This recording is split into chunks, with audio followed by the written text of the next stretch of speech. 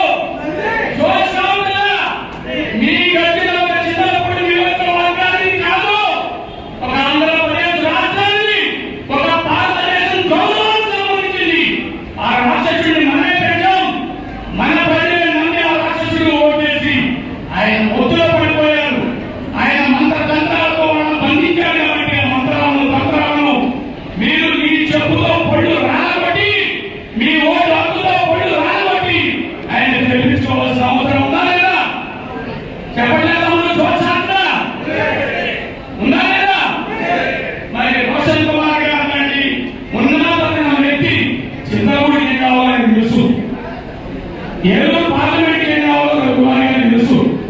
మరి చింతలపూడి ఎత్తుల పోతల పథకం గురించి ఆయనకు తెలుసు. చింతలపూడి ఎత్తుల పోతల పథకం ద్వారా నూజివేడి కాన్స్టిట్యూన్సీ కానీ ఏలూరు కాన్స్టిట్యూన్సీ కానీ చింతలపూడి కాన్స్టిట్యూన్సీ ఒకదానిగా కాకుండా 3 నియోజకవర్గాలకి లబ్ధి చేకూరుతున్న విషయం ఆయనకు తెలుసు.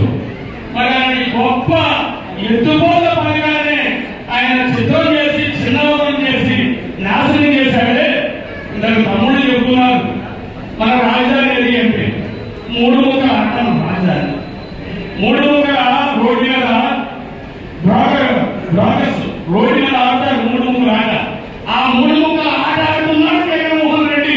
మన రాష్ట్రానికి రాజధాని ఆడలో నిర్ణయించాలి. మీరు నిర్ణయించలేదా? సమాజాన్ని శాసించగలిగే సత్తా మీ దగ్గర ఉంది. 100 మందిని ప్రేరేపించగలిగే చైతన్యం మీ దగ్గర ఉంది.